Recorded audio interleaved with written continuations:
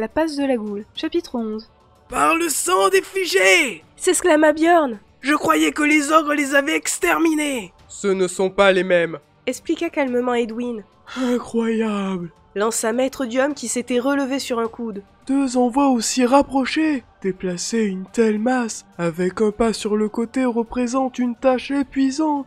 Ils ont dû s'y mettre tous ensemble. On pourrait presque calculer combien ils sont réellement. Ce n'est pas le moment. Trancha Edwin. Le maître d'armes réfléchit brièvement et une fois de plus lança ses ordres précis. Et Willan, tu montes Murmure. Et Yana, tu prends le gris du rêveur. Tu es légère, il te supportera malgré sa blessure. Artis, tu laisses le chariot à Maître Diom et tu prends le cheval de Hans. Salim, tu lances l'attelage à fond. Personne ne doit dépasser la petite, personne. Il vaudrait mieux que je prenne le gris, proposa Camille. Je suis moins lourde que Yana. Non. Trancha Edwin. Hors de question. Björn, Maniel, à l'arrière avec moi. Nous éviterons le contact, mais ils ne doivent pas nous doubler, d'accord? Ils sont loin et à pied. Remarqua Björn. Nous sommes à cheval. Attends de les voir courir sur terrain plat. Tu comprendras. Cessez de discuter, dépêchez-vous. Salim arrêta l'attelage et Camille se hissa sur Murmure. Couche-toi sur son encolure, lui conseilla Yana, et laisse-le faire. La jeune femme chuchota quelques mots à l'oreille de son cheval, puis monta sur le gris en ménageant son flanc blessé. En avant! Hurla Edwin. Ils s'élancèrent. Ils crurent un moment qu'ils distanceraient la horde raillie. Les chevaux filaient comme le vent et l'intervalle qui les séparait de leur ennemi s'accroissait. Ils galopèrent ainsi pendant plus d'une demi-heure, puis peu à peu la fatigue de 2 jours et une nuit passée à marcher se fit sentir. Le chariot commença à ralentir malgré les efforts de Salim pour motiver Cocotte et Bourrichon. Camille se retourna. Les Raïs avaient rattrapé la moitié de leur retard. Ils couraient en hurlant et en gesticulant, sans manifester le moindre signe de fatigue. Le chariot était maintenant au niveau des 3 derniers cavaliers. Camille lut l'anxiété sur le visage de son ami. Elle se rappela les mots qu'avait prononcés Maître Diom. Pour sauver Willan, Edwin serait prêt à tous nous sacrifier. Il ne lèverait pas le petit doigt pour nous si cela devait compromettre les chances d'éveiller les figés. Elle se redressa légèrement et Murmure ralentit. Et Yana, qui chevauchait juste derrière elle, dut tirer sur ses rênes pour ne pas la doubler. « Que fais-tu » lui demanda la jeune femme.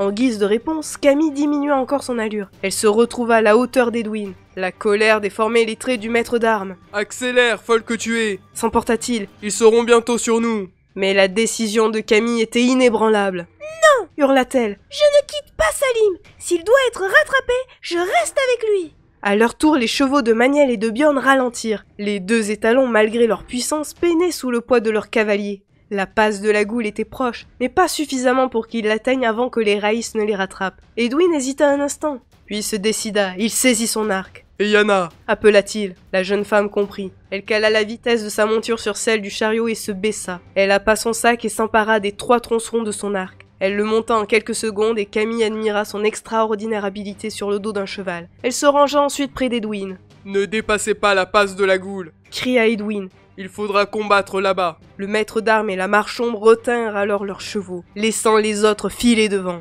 Bientôt les Raïs ne furent plus qu'à une vingtaine de mètres d'eux. Edwin donna le signal du tir. Il se tourna, ne gardant le contrôle de sa monture qu'avec les genoux. Il banda son arc, lâcha une flèche. Le chef de meute s'écroula. Les autres ne s'en préoccupèrent pas. Ils enjambèrent son corps et accélérèrent encore.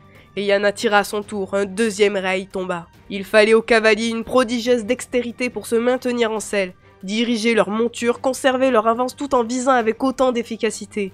Malgré la difficulté, à chaque flèche tirée, un rail mordait la poussière. La horde finit par hésiter et le chariot reprit un peu d'avance. Les dentelles vives étaient maintenant toutes proches, la piste s'engageait dans un étroit passage aux parois abruptes, et ressortait dans la prairie, une centaine de mètres plus loin. Camille se retourna une nouvelle fois. La stratégie d'Edwin fonctionnait, ils auraient le temps d'atteindre les premiers rochers. Derrière eux, Yana tira sa dernière flèche. Elle talonna son cheval qui reprit sa pleine vitesse, et rejoignit le groupe comme Salim engageait l'attelage dans la passe. Björn et Maniel étaient déjà en position, à eux 2 ils barraient quasiment le passage. Et Yana se plaça à leur côté, le poignard de Camille à la main. « Vous ne regrettez pas vos armures, les gars ?» s'enquit-elle. « Et comment ?» gémit Maniel. « Je me sens tout nu. » Edwin arriva, précédant d'une 50aine de mètres la horde raille. Il restait encore plusieurs dizaines de guerriers et le combat s'annonçait difficile. Camille courut vers Maître Diom. « Vous ne croyez pas que je peux dessiner ?» le pressa-t-elle. « Il faut les aider !» « N'en fais rien, je t'en conjure !» répondit le vieil homme. Les Tlish ont envoyé cette horde au cas improbable où tu aurais survécu à leur première attaque. Si tu dessines, ils sauront que tu es vivante, te localiseront et dans la seconde, nous aurons affaire à 3 fois plus d'ennemis. Il y eut une suite de hurlements, et les Rice les percutèrent. Et Yana avait reculé d'un pas pour laisser sa place à Edwin, plus à l'aise qu'elle dans ces affrontements statiques.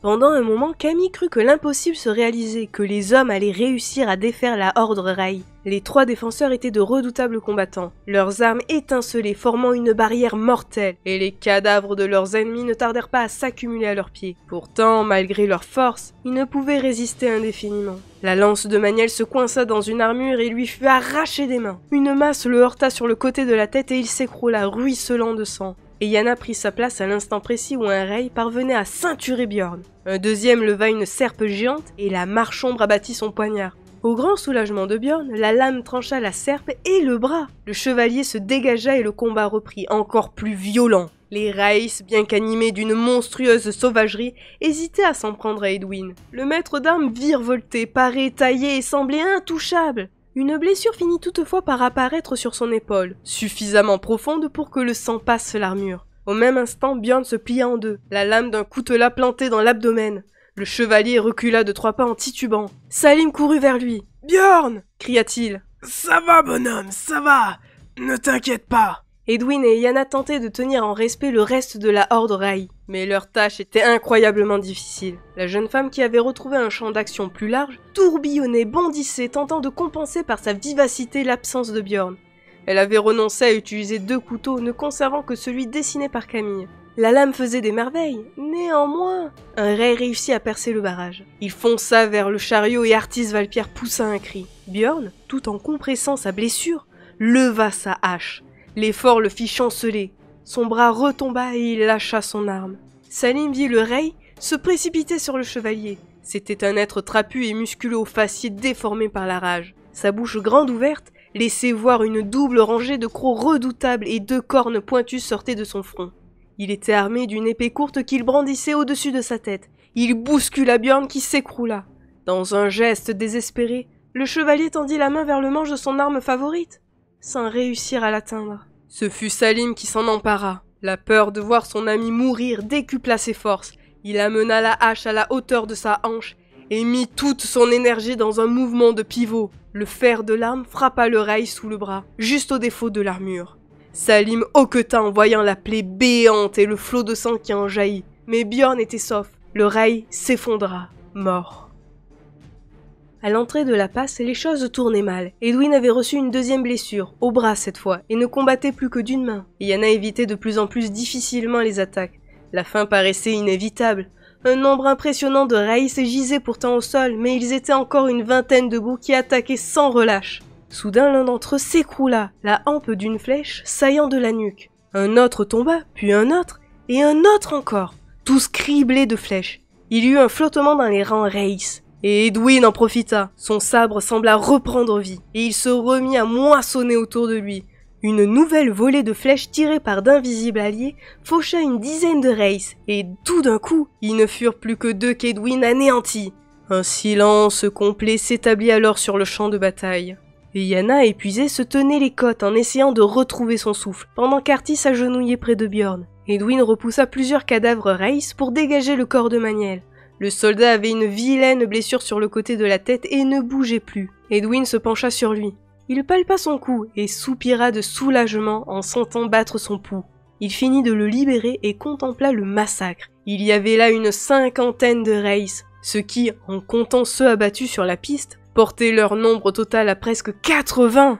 Les Tlish leur avaient envoyé 2 hordes. Edwin se baissa et passa ses bras sous le corps de Maniel.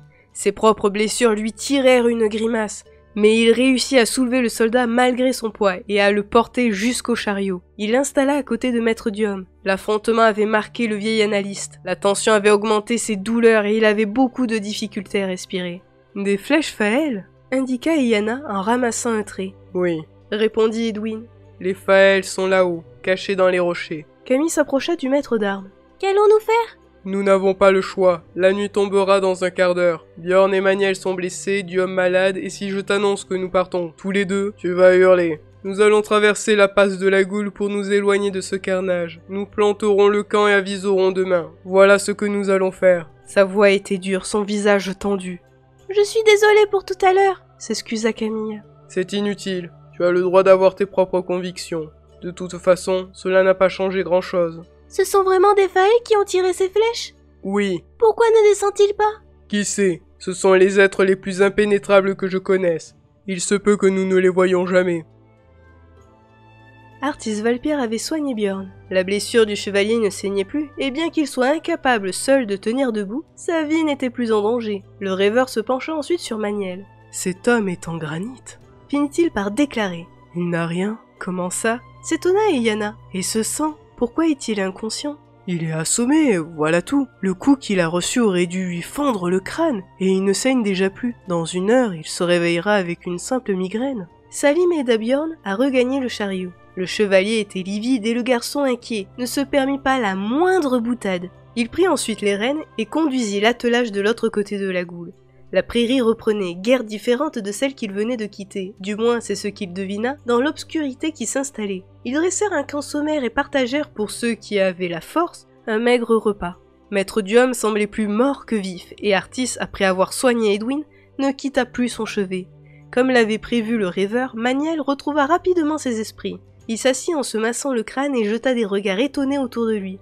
Salim et Camille lui racontèrent la fin de l'affrontement. « Des Faël ?»